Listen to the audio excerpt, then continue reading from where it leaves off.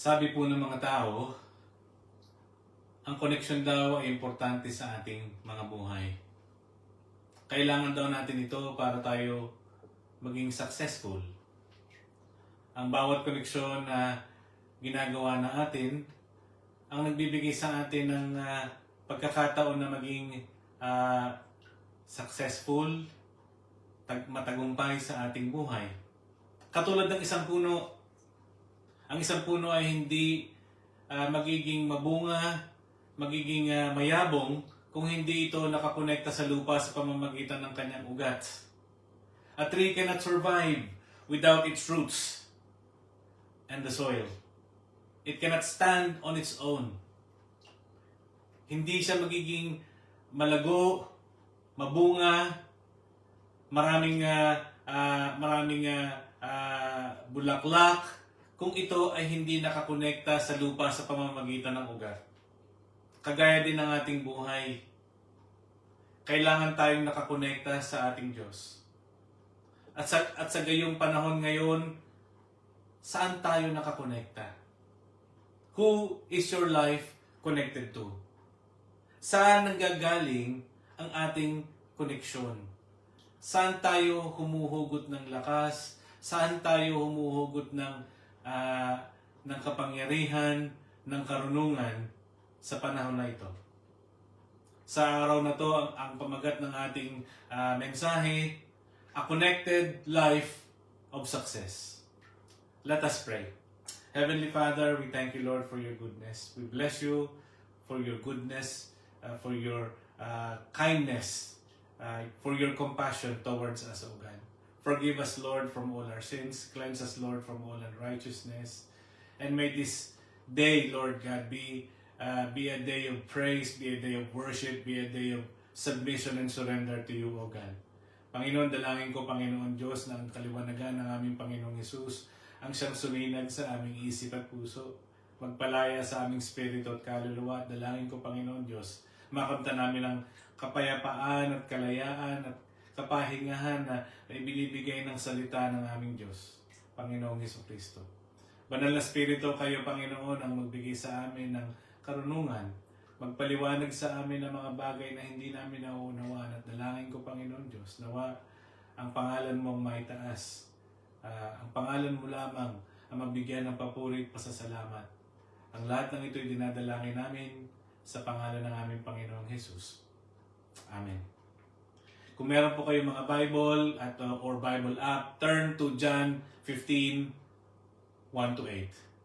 John 15, 1-8. I am the true vine, and my Father is the gardener.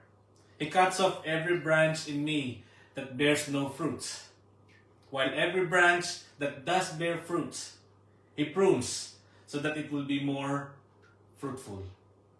You are already clean because of the word I've spoken to you. Remain in me, as I also remain in you. No branch can bear fruit by itself. It must remain in the vine. Neither can you bear fruit unless you remain in me. I am the vine, and you are the branches. If you remain in me and I remain in you, you will bear much fruit. Apart from me, you can do nothing. If you do not remain in me, you're like a branch that is thrown away and withers. Such branches are picked up and thrown into the fire and burned. If you remain in me and my words remain in you, ask whatever you wish, and it will be done for you. This is to my Father's glory, that you bear much fruits, showing yourselves to be my disciples. Sa Tagalog, ako ang tunay na puno ng ubas, at ang aking Ama ang tagapag-alaga nito. Tinatanggal na sa akin ang bawat sangang hindi namumunga. Bawat sangang namumunga ay nililinis niya upang lalong mamunga. Malinis na kayo dahil sa salitang sinabi ko sa inyo. Manatili kayo sa akin at ako'y mananatili sa inyo. Hindi makakapamunga mag-isa ang sanga maliban manatili ito sa puno. Gayon din naman, hindi kayo makakapamunga malibang manatili kayo sa akin.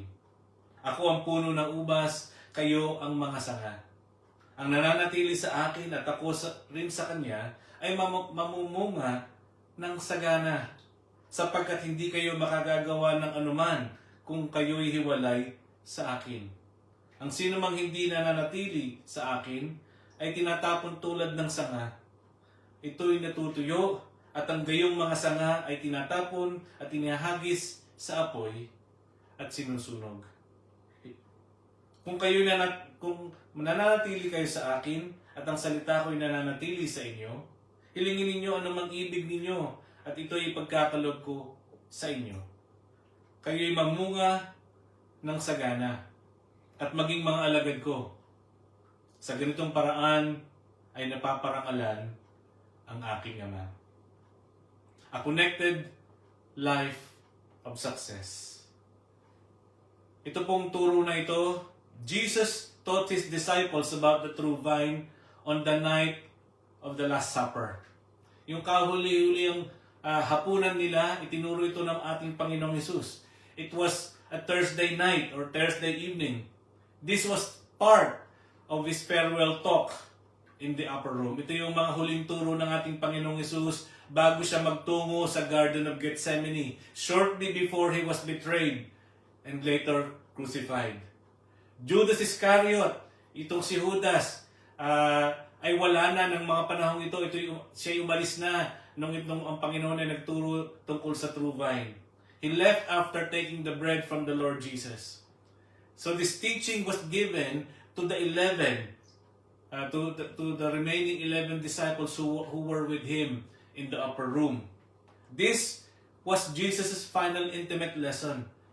Ito yung huling mga turo niya sa mga disipulo niya para ihanda ang itong labing isang tagasunod niya, ihanda ang mga ito sa kanyang pag-alis. In his departure, he was emphasizing the need to abide, yung pananatili nila sa Panginoong Hesus para sila magbunga sa kanilang mga buhay. In verse 1, I am the true vine, and my Father is the gardener. Verse 2, He cuts off every branch in me that bears no fruits, while every branch that does not bear fruit, He prunes so that it will be even more fruitful. Jesus is the true vine. But before we talk about the true vine, let's talk about another vine. Israel. Israel was God's vine in the Old Testament. In Psalms 80 verse 8, God brought Israel out of Egypt, the vine from Egypt, and He's transferred this vine to Canaan, to Israel. Itong Israel na to, itong bansang Israel na to, ito ang pinili ng Diyos para pasimulan ang kanyang kalooban dito sa lupa. But what did Israel do? Ano ang nangyari? Silang vine ng Diyos, silang pinili ng Diyos, silang hinirang ng Diyos, pero ano nangyari sa kanila? Israel became a wild vine. Jeremiah 2 verse 21, But I was the one who planted you, chosen a vine of the purest stock, the very best. How did you grow into this corrupt, wild vine? Imagine, God chose Israel to be the purest of the vine, and yet it became a wild vine. Why? Because the nation became corrupt. The nation became full of corruption, pursuing idols, gods from other nations. Naging silang idolatrous, sumamba sila sa mga Diyos-Diyosan. Yung nation nila experienced moral decay. Moral decay was prevalent in their system. They were a noble vine, but became wild. But look what you have become. You are like rotten, worthless vine. Sabi doon sa translation na yon, ang nangyari daw sa kanila, sila na perish, sila naging rotten, naging worthless yung pagpili ng Diyos sa kanila. Sila yung kanilang dapat na maging silbi, nawalan sila ng silbi sa presensya ng Panginoon. In Isaiah 5 verse 7, the nation of Israel is the vineyard of the Lord of heaven's armies. The people of Judah are His pleasant garden or vines. He expected the crop of justice, but instead, he found oppression. He expected to find righteousness, but instead, he heard cries of violence. So the nation became a nation of oppression. People were being killed. They committed murder in the presence of God. Also, they became a nation of violence. People were treated badly. Orphans and widows neglected. Nawalan yung kanilang calling. Hindi nila sinunod ang calling ng Panginoon sa kanilang bansa. Sila'y naging empty. Apart from being wild, they become empty vine. Yung hindi sila nagbunga, hindi sila nagkaroon ng fruits.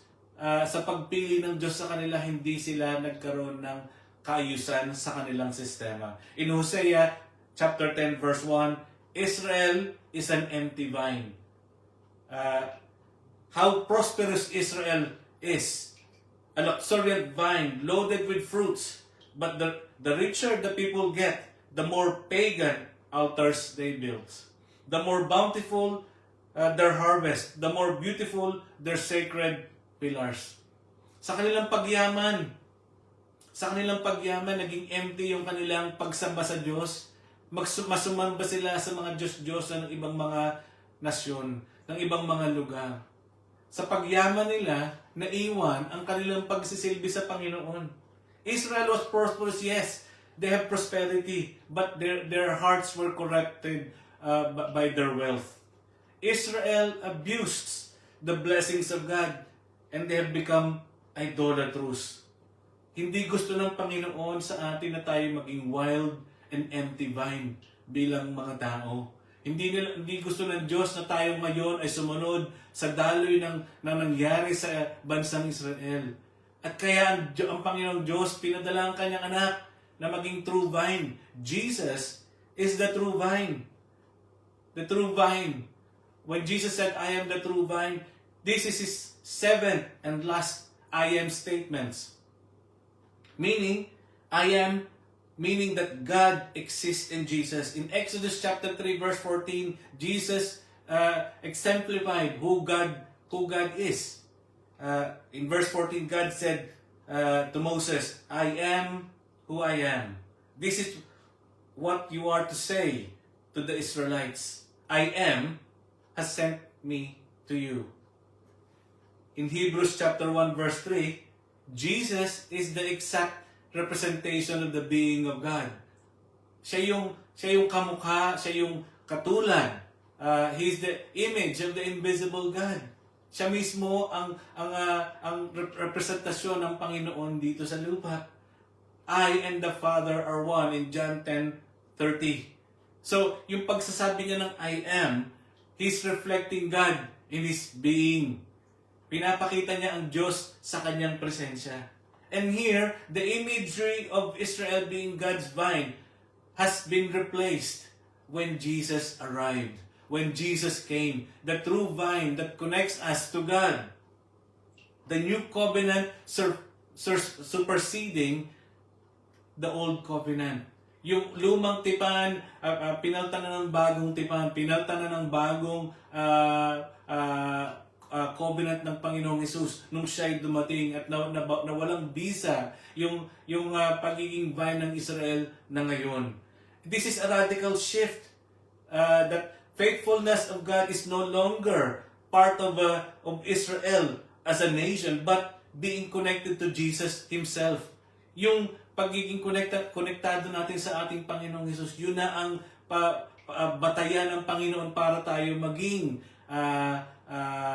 tapat at katanggap-tanggap sa ating Diyos.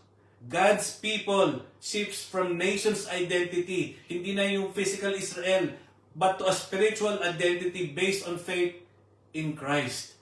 Hindi na dapat mapabilang ka sa bansang Israel o sa isang grupo.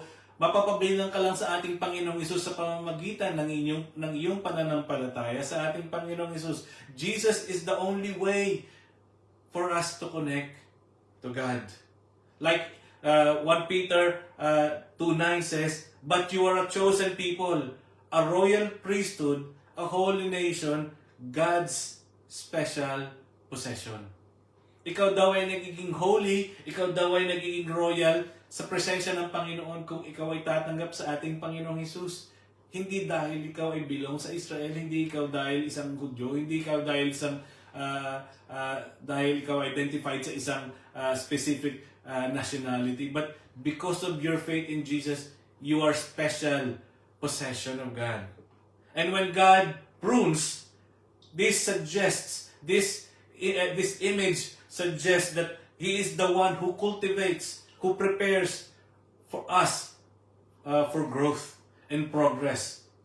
At hindi tayo dapat mag-regress, hindi tayo dapat bumalik, kundi mas lalo tayong lumago. Ang Diyos ang nagtatanggal ng sanga na hindi namumunga, at ang Diyos ang naglilinis sa mga sanga na namumunga para mas lalong mamunga.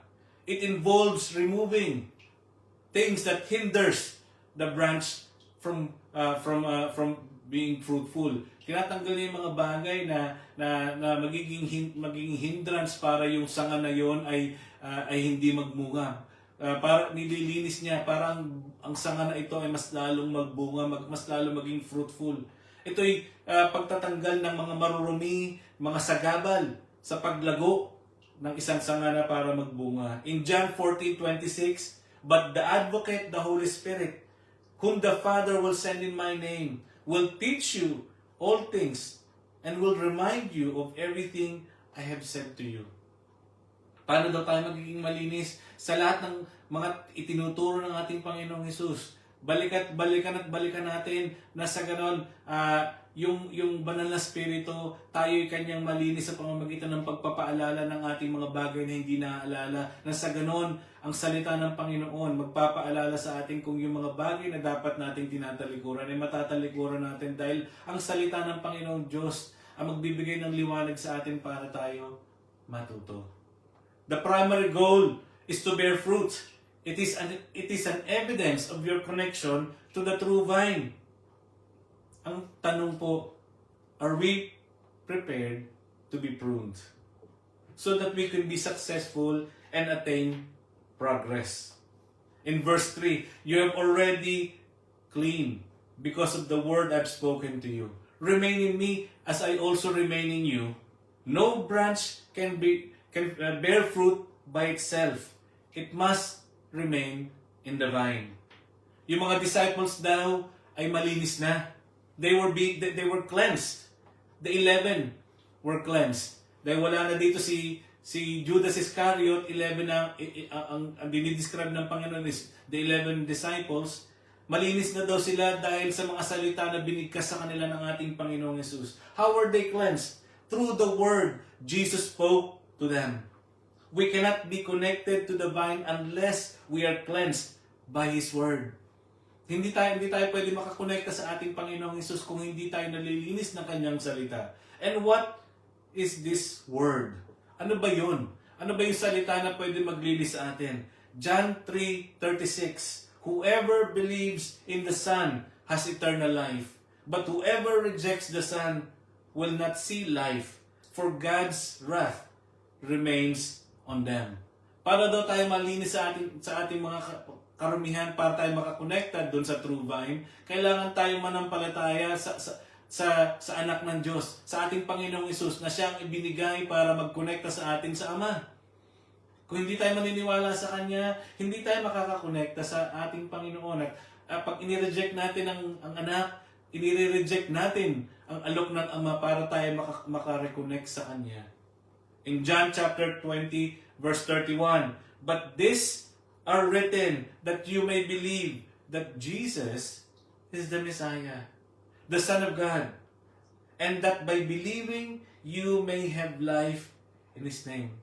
Itong buong Biblia, isinulot daw ito, lalo na itong text na ito na binabasa ko sa John 20 verse 31. Ito daw ay isinulat na sa ganoon tayo manampalataya na si Kristo'y totoong tagapagligtas. Si Kristo'y anak ng Panginoon, Ama, na para na sa ganoon, kung tayo mananampalataya sa Kanya, tayo magkakaroon ng kaligtasan sa Kanyang pangalan.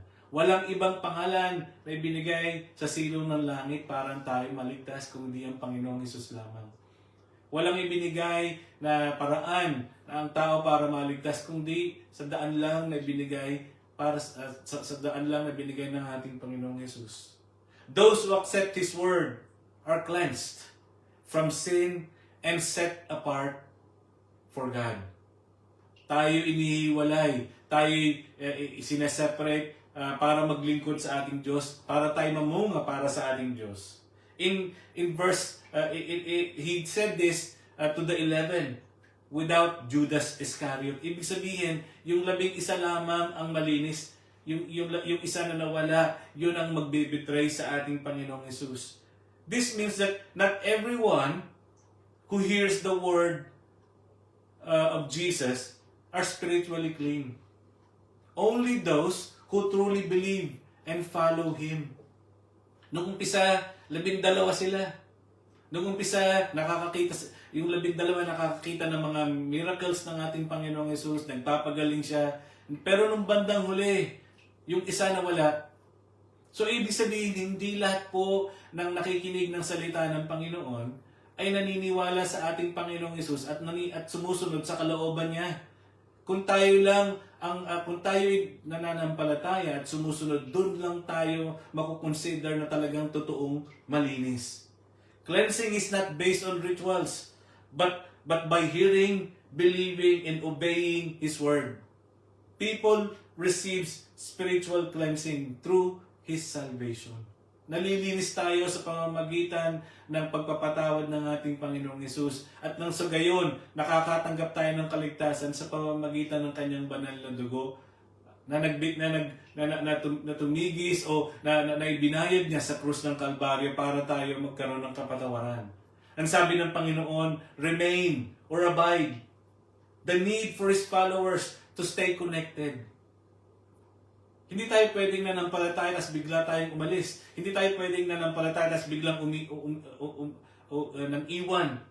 Kailangan tayong continuously abiding, connecting to Jesus. It means staying, dwelling, or continuing in a close, ongoing relationship with Jesus. No matter what. Kahit meron nangyayaring masakit sa buhay mo, kahit meron nangyayaring problema sa buhay mo, kahit dumadanas ka ng hirap, patuloy kang kumonekta sa ating Panginoong Hesus dahil doon ka makakatanggap ng totoong pagdaloy ng Kanyang pag-ibig. How do we remain in Jesus? In John 15 verse 9 to 10, as the Father has loved me, so I love you. Now remain in my love. If you keep my commands, you will remain in my love, just as I have kept my Father's commands and remain in His love. So John 15, 9 to 10 shows that how we are to continuously connect with Him. Paano tayo magpapatuloy na mag-remain sa Kanya? First by following His commands. Jesus said, Jesus will be gone soon, and no one will be physically overseeing them anymore. It will be easy to have disagreements, factions. Pwede sila mag-divide. Itong 11 to, pwede mag-away, magtalo-talo, pwede magkagulo, which may distract them from their purpose.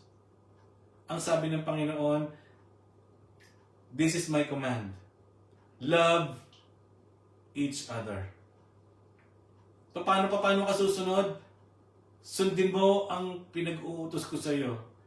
Magmahalan kayong 11. Nang sa ganun makita na kayo ay aking mga disciples. Kung kayo'y nag-aaway-away, kung kayo'y nagkakagulo-gulo, kung kayo'y nahahati, paano makikita ng mga tao na kayo ay aking mga disciples kung kayo mismo ay hindi nagmamahalan. Ito ang sinasabi ng Panginoon. Paano tayo mananatili sa kanyang pag-ibig? Love one another. Love each other. Paano na, yun ang signifying example para natin masabi na tayo nananatili sa Kanya, tayo nagmamahal sa kapwa. Gaano kahirap magmahal? Mahirap magmahal sa taong ayaw naman sa'yo. Mahirap magmahal sa taong hindi naman gusto sa'yo. Pero kailangan ka magmahal. Yun ang sinabi ng ating Panginoong Jesus. Hindi mahirap mahirap magmahal ng taong hindi mo gusto. Pero yun ang sinasabi ng Panginoon. Mahalin mo ang kapwa mo. Following His commands. That is how we could remain in Jesus. By loving one another. The blessings, ano ba yung blessing nang nagre-remain sa ating Panginoong Jesus? There are blessings when we remain in Jesus. First, there is a promise. When we remain and abide in Him, He will remain and abide in us. So, ang isang promise ng ating Panginoong Jesus, pag tayo nanatili sa Kanya, siya'y mananatili sa atin. Jesus will be with us, going through difficulties, through thick and thin. He will not leave us. He will not forsake us. He will be there when we are in pain. He will be there when we are in sorrow. He will comfort us. He will be with us. He will heal us. He will provide for us. He will nurture us. He will look after us. He will care for us. Even in difficult and hard moments in our lives. He will remain in us if we remain in Him. Second, we will bear fruits. We cannot bear fruit without Him. Apart from Him, we can do nothing. So kung tayo nasa Kanya, tayo magbubunga. Many people will try to live a good life on their own. But Jesus makes it clear that real spiritual fruit only comes from being connected to Him. Ang sabi ng iba, ang prutas ng aking paghihirap ay yung aking pagyaman. Ang prutas ng aking paghihirap ay yung ako'y tanyag sa aming lugar. Yung prutas ng aking hirap ay itong malaki kong bahay. Tama, pwede natin sabihin yon. Pero saan ka nakakonekta? Nakakonekta ka ba sa pera mo? Nakakonekta ka ba sa bahay mo? Nakakonekta ka ba sa ari-arian mo, sa talino mo? Kanino nanggaling lahat ng bagay na yan? Di ba sa ating Diyos din na may gawa sa ating lahat? I am the true vine, you are the branches. If you remain in me and I in you, you will bear much fruit. Not only that we could bear fruit, but also we could bear much fruit. Bearing much fruit. Not just bearing a simple fruit, but meaningful and fruitful in our lives in Jesus. Napakagandang isipin na ang business natin ay nakasurrender sa ating Panginoong Jesus. Napakagandang gawin na ang ating pamilya ay nakasurrender sa ating Diyos. Na sa ganon, ang ating pamilya ay magiging, ang sandalan ng ating pamilya ay ang ating Diyos. Na ang ginagawa ng ating pamilya ay pagsunod sa kalooban ng Panginoon. Yung pagsunod ng ating business ay nakasunod sa kalooban ng Diyos. Hindi nakasunod sa kalooban ng mundo o sa kalooban ng ating sarili. Ito'y lalago kung ito'y totoong nasa Panginoon. Dahil ang Panginoon na nagbibigay sa atin ng mga pagpapala na kinakailangan natin para tayo lumago, para tayo maging blessing sa ibang tao, hindi lang blessing sa ating mga sarili. And this blessings of goodness, this becomes eternal fruits. Not just a simple fruit, but eternal fruits. Fruit that will last. By continuously following Jesus Christ, we will begin to experience peace, rest, freedom, and joy that is complete in Jesus. It becomes of eternal value. In John 15 verse 11, I have told you this so that my joy may be in you, and that your joy may be complete. Dito po sinabi ng Panginoon na ang joy natin makukumpleto lamang sa Kanya. Siya nagbibigay ng kagalakan at siya magbibigay ng full joy sa ating buhay. Walang ibang makapagbibigay ng totoong kasiyahan, totoong kagalakan sa ating buhay, kundi ang ating Panginoong Hesus lamang, who is the true vine. Sa Kanya tayo humuhugot ng kagalakan kahit mapait ang ating buhay. Sa Kanya tayo humuhugot ng joy kahit nakakaramdam tayo ng sakit sa ating mga dibdib at ating mga puso.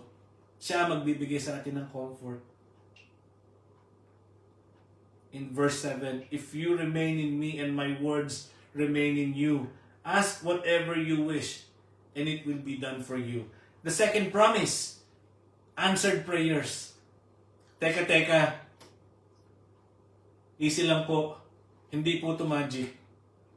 Na iniisip natin, gagamitin natin ito na parang kung ano na lang ating maisip, kung ano lang ating dumating sa ating isip pag pray natin para isipin natin na answered prayer pala kahit anong hilingin ko.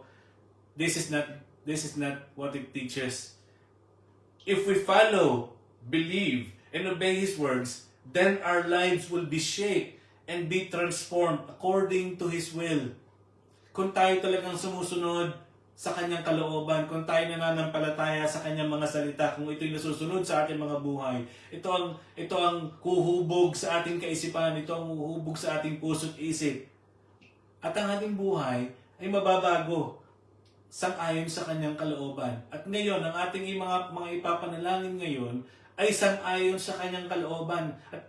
At ang ating mga dalangin na ibibigay sa ating Panginoon ay kaugnay sa kalooban na ibinibigay niya sa atin. Hindi ko ano lang ang dumating sa ating isip. Therefore, we will be asking and requesting prayers based on God's will.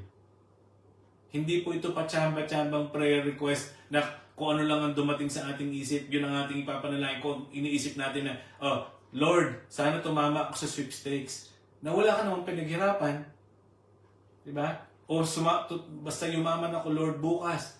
Hindi masamang yumaman kung tayo susunod sa kalooban ng Diyos. His words will transfer us, will help us to continue to follow Him and believe in His word. John 15 verse 16. And so, that whatever you ask in my name, the Father will give you. Ibibigay ng Panginoon. 2 beses sinabi dito sa chapter 15, whatever we ask, it will be given. Because we're asking God according to His will. Because we were already shaped. Nahubog na tayo sa kalooban ng Panginoon dahil sa ating patuloy na pagsunod, patuloy na koneksyon sa ating Panginoong Jesus. Another blessing of being connected to the vine is a transformed life. Yung pagbabago ng ating buhay. Pag nakakonekta tayo sa ating Panginoon, if we continuously is connected to God, to the true vine, then our lives will change. Our lives will be renewed by not following the ways of the world, and by following Jesus, and by following the Word of God. Our hearts and minds will be shaped, will be renewed, and will be transformed. When we follow the will of God in our lives, meron tayong constant intimacy with God and His Word, then we will find that our lives is slowly changing, is slowly being renewed, is slowly being transformed into the character of Jesus. Nakikita sa atin na ngayon, ang karakter ng ating Panginoong Hesus, mapagbigay ka na ngayon, mapagpatawad ka na ngayon, maibigin ka, matulungin ka na ngayon. Yon ang totoong pagbabago ng isang Kristiyano. Yon ang isang Kristiyano na totoong binago ng salita ng Panginoon, na nakikita sa kanyang magawa at hindi lang sa kanyang salita. Romans 12:2. Do not conform to the pattern of this world, but be transformed by the renewing of your mind. Then you will be able to test and approve what God's will is, His good, pleasing, and perfect will. Hindi dapat daw tayo sumunod sa mundong ito. Dahil kung totoong susunod tayo sa mundong ito, hindi natin talaga maunawaan ang kalooban ng Diyos sa atin. Ang kanyang mga salita na sinasabi niya sa atin. Hindi natin maunawaan yun. Hindi natin maintindihan dahil ang ating isip ay nasa mundo. Kung patuloy tayong susunod sa Diyos, makikita natin na lahat ng ginagawa natin ay magpo-point sa ating Diyos na lumikha. Everything that we will be doing will be pointed to God and be given glory to Him. Lahat ng ating gagawin magbibigay ng kapurihan, magbibigay ng kadakilaan sa ating Diyos. In verse 8, "This is to my Father's glory, that you bear much fruit, showing yourselves to be my disciples." Meaning, all glory to God for everything that He has done in our lives. When our lives are fruitful, when our lives is full of success in doing good things to others, all glory goes to the Father. Napapakita ang kaluwalhatian ng Diyos, ang brightness ng Diyos, kung ang isang Kristiyano ay namumuhay ng tapat dahil namumunga siya ng maayos, namumunga siya ng maganda, ang kanyang mga salita ay nagbibigay ng kapurihan sa Diyos, nag-a-uplift ng tao, hindi nagdi-destroy ng tao. Ang kanyang mga salita ay nagbibigay ng encouragement, hindi nagda-down ng tao. Ang kanyang mga gawa, tumutulong sa kapwa. Hindi nangiinsulto. Tumutulong kung kailan kailangan. Hindi lang sa salita, kung hindi sa gawa. Umiibig at nagpapatawad. Nagpapakita ng kagandahan sa pag-iisip, hindi lang sa isip, kundi sa labas. Nakikita ang tunay na gawa ng isang Kristiyano. Matthew chapter 5 verse 16. "In the same way, let your light shine before others, that they may see your good deeds and glorify your Father in heaven."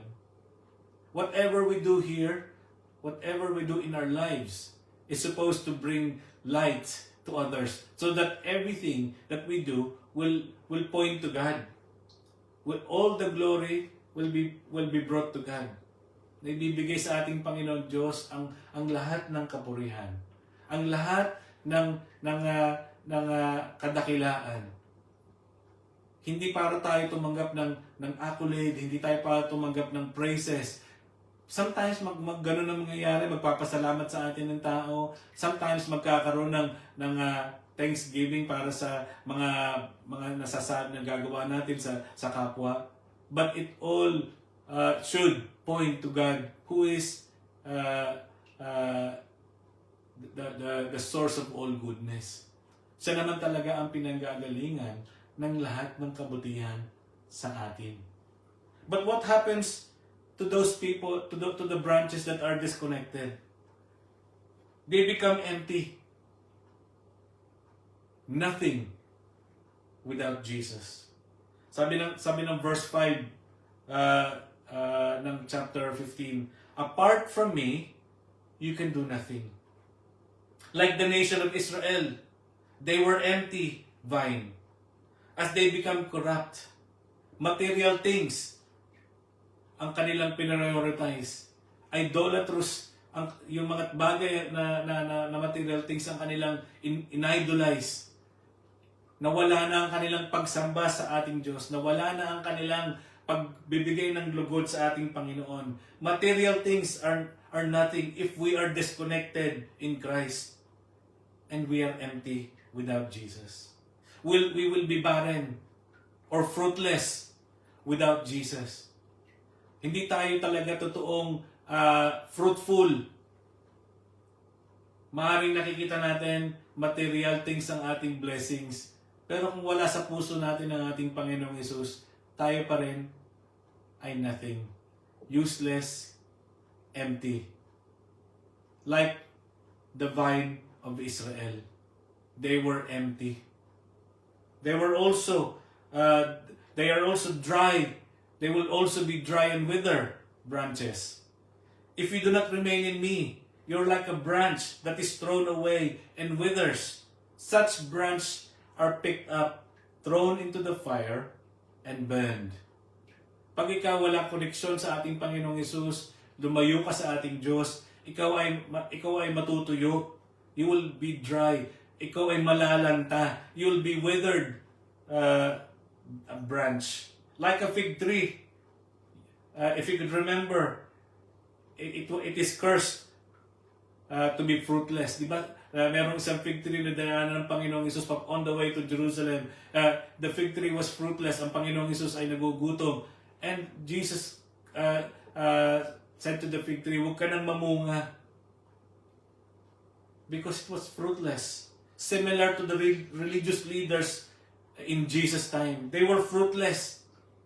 All they can show is external beauty of a person. Hindi naman nakikita talaga sa loob.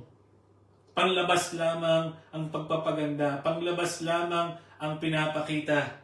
Matthew 21 verse 19. Seeing a fig tree by the road, he went up to it, but found nothing on it, except leaves. Then he said to it, may you never bear fruit again. Immediately, the tree withered. Again, like Israel, the nation, a vine, but it had failed to bear fruits. A nation that was chosen by God to bear fruit, but failed to bear fruit. We cannot survive or bear fruit like a branch that is all dried up and withered if we're not connected to Jesus. We will all dry up. Pag wala tayong connection sa ating Panginoong Hesus, tayo matutuyo, malalanta. At ang anong ginagawa sa mga malalantang mga sanga, tinatapon at sinusunog. We cannot grow spiritually or produce the kind of life that that pleases God unless we remain connected to Jesus. Yung ating business, kung ito ay hindi natin inilalagak sa ating Panginoong Hesus, ito ay hindi magiging fruitful. Kung ito ay para sa ating kagandahang buhay lamang at hindi nakakatulong sa kapwa, ito hindi nagiging pagpapala sa ating Panginoon. Psalms 127 verse 1. If the Lord does not build the house, the work of the builders is useless. Kung ang Panginoon daw, katulad ng business na ginagawa natin, kung ang business daw natin na hindi naman talaga ang Diyos ang nagtatag, kung ang pamilya natin ang hindi Diyos ang nagtatag, it will fail. Kung ang buhay natin hindi man ang Diyos ang nagtatag, ang buhay natin ay mag-fail. Because the only way we could be successful is through connection to God. Jesus is the way to get connected to God. Para tayo makakonekta sa ating Diyos, ang Panginoong Hesus ang ating daan para tayo makakonekta. Kailangan tayong malinis ng kanyang salita bago tayo makakonekta sa ating Ama, at malinis lang tayo sa pamamagitan ng salita ng ating Panginoong Hesus. Then whatever we do, our ambitions, yung ating mga inaambisyon ng mga bagay, yung ating mga aspirations, plans, will be futile or useless. It will be in vain or worthless kung wala tayo sa ating Panginoong Hesus. Sa ating pong mga buhay, sa simula pa lamang, sa pag-aaral dapat ini-instill na sa ating mga anak ang koneksyon sa ating Panginoong Hesus. Nang sa ganon sa kanilang pagsisimula, nandun ang aral at turo ng ating Panginoong Hesus na ang kanilang gagawin ay sumunod sa kalooban ng Panginoon. Nang sa ganon ang kanilang mga gagawin ay akma sa kalooban ng Panginoon. Sa trabaho, dapat ang ating ini-instill sa ating mga gawain sa trabaho ay dapat connecta sa ating Panginoong Hesus. Na ang ating trabaho dapat we are diligent and hardworking because we want to glorify God. Not because we want to enrich ourselves, but we want to show that we are Christians who are actually wanting to give glory to God in our work, in our businesses. We want to excel not because we want to prove that we are the best person in the business, but we want to excel because our business was installed, given by God. so that everything that this business gives us will be given back to God for His own glory. And sa family, our family should be surrendered to God so that everything that flows in our family through His Word will give glory to our God, Heavenly Father. Yung mga anak, dapat, ang mga anak natuturuan ng salita ng Panginoon, and sa ganon, ang kanilang mga kaisipan ay hindi nanggagaling sa mundo, kung hindi nanggagaling sa salita ng Diyos na magbibigay sa kanila ng aral at turo kung paano sila magiging totoong successful sa kanilang buhay. At hindi yung nanggagaling sa mga libro na mga hindi mananampalataya na magbibigay ng suggestion kung paano sila magiging successful sa kanilang mga buhay. Ang salita ng Diyos ang totoong pinanggagalingan ng ikakapakinabang ng buhay nating lahat. A connected life of success can be achieved only if we are connected to the true vine, which is Jesus Christ, our Lord and our Savior. At yun po ang dalangin ko na napaliwanag ng salita ng Panginoon sa ating umaga na to. Na tayo dapat hindi nakatuon sa mundo, at tayo dapat nakakonekta sa ating Panginoong Hesus, na siyang ating Panginoon, ating tagapagligtas. Pagpalain po kayo. Tayo po'y manalangin. Heavenly Father, thank you for this morning that you've enriched us once more with your word. Thank you, Lord God, that we have your word to look unto so that we could be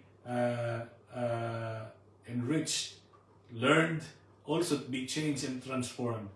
Ang salita mo, Panginoon, ang nagbibigay sa amin ng gabay, nagbibigay sa amin ng liwanag, nagbibigay sa amin ng katuruan kung paano kami mamumuhay, na sa ganun mas lalo kaming mapalapit sa iyo.